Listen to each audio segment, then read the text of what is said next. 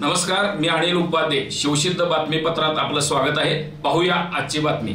शिरोळ तालुक्यातील आंदोलन अंकुश कृष्णा महापूर नियंत्रण कृती समिती आणि स्पंदन प्रतिष्ठान सांगली यांच्या वतीने नृसिंहवाडी इथे तिसऱ्या पूर परिषदेचे आयोजन करण्यात आले होते.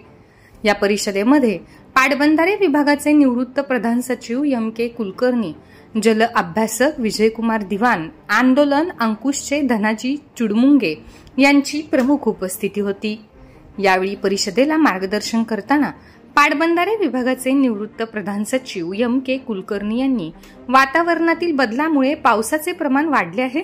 केंद्रीय जल आयोगाच्या सूचनांचे महाराष्ट्र आणि कर्नाटक राज्याने पावसाळ्यामध्ये धरणातील पाण्याचा विसर्ग केल्यास महापुराची तीव्रता कमी होऊ शकते असे सांगितले. आंदोलन अंकुशचे धनाजी चुडमुंगे यांनी कोल्हापूर सांगली जिल्ह्याला भेडसावणाऱ्या महापुराचे संकटावर मात करण्यासाठी पूर परिषदेच्या माध्यमातून शासनाला जागे करण्याचे काम केले असल्याचे सांगितले. विजयकुमार दिवान यांनी हिप्परगी धरणातील अडथळ्यामुळे कोल्हापूर जिल्ह्याला महापुराचा धोका आहे, तसेच नदीतील अडथळे दूर करून महापूर येऊ नये यासाठी पूर परिषदेच्या माध्यमातून काम करणार असल्याचे सांगितले. पूर परिषदेत धरणातील साठा नियंत्रित करण्यासाठी केंद्रीय जल आयोगाच्या मार्गदर्शक सूचनांचे पालन करावे. कर्नाटक आणि महाराष्ट्र राज्यामध्ये समन्वय ठेवून अलमट्टी धरणाची उंची 517 मीटरपेक्षा जास्त ठेवू नये. कृष्णा खोऱ्यातील सर्व जलाशयांचे परिचालन एकात्मिक पद्धतीने करावे. राज्यस्तरीय जिल्हास्तरीय पूर नियंत्रण समिती गठीत करावी. नदीपात्रातील अतिक्रमणे हटवावी. कृष्णा, वारणा, पंचगंगा आणि दूधगंगा नद्यांची पाणी पातळीबाबत पूर क्षेत्रातील नागरिकांना माहिती द्यावी यासह ठराव बहुमताने मंजूर करण्यात आले. यावेळी प्रदीप वायचळ, सर्जेराव पाटील, सुयोग हावळ, प्रभाकर केंगार यांनी मनोगत व्यक्त केले.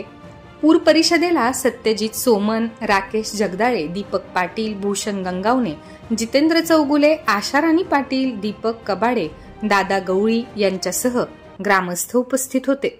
काय मागणी प्रशासनाने दखल घेतली काय? मागच्या 3 पूर परिषदेच्या माध्यमातून या महापुराला जी कारणं आहेत त्या कारणांचा उहापोह आपल्या या तिसऱ्या पूर परिषदेमध्ये पण झालेला आहे.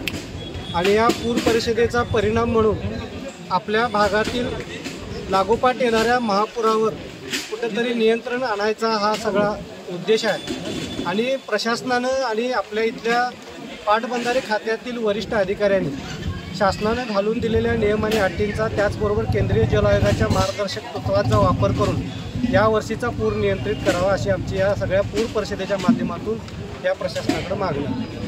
पूर परिषद पार पडली.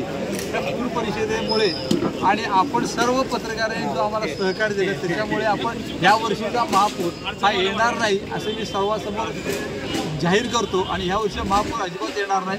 आणि त्याच्यासाठी मुख्य म्हणजे आत्तापर्यंत आपल्याला जो कर्नाटक राज्य बागुलबोगा दाखवत होतं की आलमट्टी, परंतु आलमट्टीपेक्षा हिप्परगीच्या धरणावर सांगली कोल्हापूर कलेक्टर आणि सांगली कलेक्टर आणि दोन्हीकडचे अधीक्षक अभियंता त्यांनी कॉन्सन्ट्रेशन करून हिप्परगीचे धरणाचे दरवाजे जे आहेत ते 31 ऑगस्टमध्ये पूर्णपणे तळातून काढण्यात यावेत यासाठी आग्रही राहून त्याप्रमाणे जर हिप्परगीचे धरणाचे दरवाजे 31 ऑगस्टवर पूर्णपणे काढले तर हा महापूर कुठल्याही परिस्थितीत येणार नाही. आत्ता सर्व धरणामध्ये जे पाणीसाठा आहे त्या पाणीसाठ्याचा अहवाल घेऊन आम्ही आपल्याला डिक्लेअर करतो की ह्या वर्षी महापूर हा येणार नाही. कुणीही त्याची काळजी करू नये. परंतु आमची जी आता धरणाची किंवा नदीपात्राची जी बांधकामं आहेत, नदीपात्राची बांधकामं काढण्यासाठी आपण सर्वांनी एकत्र यावं आणि आपण ती बांधकामं निश्चित हलवू याचे आपल्याला मी ग्वाही